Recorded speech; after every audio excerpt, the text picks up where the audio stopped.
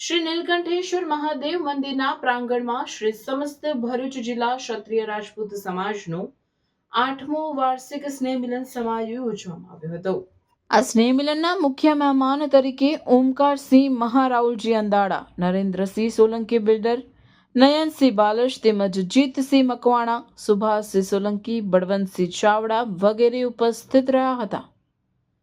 કાર્યક્રમ દરમિયાન ક્ષત્રિય સમાજના આગેવાનો દ્વારા સમાજના લોકો સંગઠિત બની સમાજમાં વ્યાપેલા વ્યસનો તથા કુરિવાજોને દૂર કરવા, શિક્ષણનો વ્યાપ વધારવા તેમજ પ્રસંગોપાત થતા ખોટા ખર્ચમાં ઘટાડો કરવા અંગે મહત્વપૂર્ણ માર્ગદર્શન આપવામાં આવ્યું હતું।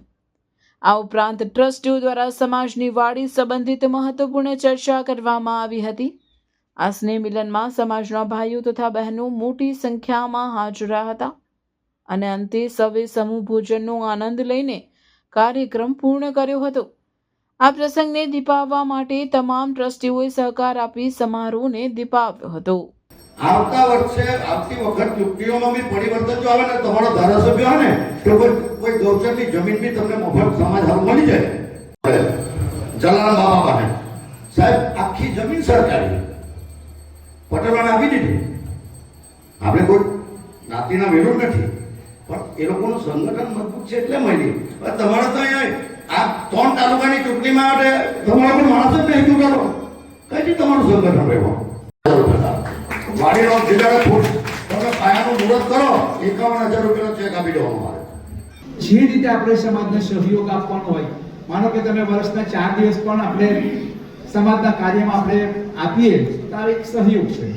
સમાજને માટે સારું કરીએ, સમાજ માટે જે સારું કરતા હોય એને બિરદાવીએ, એને પ્રોત્સાહન આપીએ, આ સમાજ માટે સહયોગની ભાવના છે। અને આ પણ જો આપણે ન કરી શકીએ ને તો કમસે કમ આપણે જે લોકો કામ કરે છે ને એવા લોકોને ટાંક્યા નાખી છે। કારણ કે સહજ રીતે આપણા સમાજ કોઈ પણ સમાજને હીન ભાવના રહી ગયો છે। કોઈ સારું કરતું હોય ને તો એને કેમ અટકાવવો, એને કેમ ખેંચવું, એટલે આપણે ટાંક્યા ખેંચીને એને બહાર કરવાની વાત કરીએ, પણ એવું નહીં કરવાનું। ખરેખર આપણે શું કરવાનું, એનો હાથ પકડીને એને સમાજના કાર્યમાં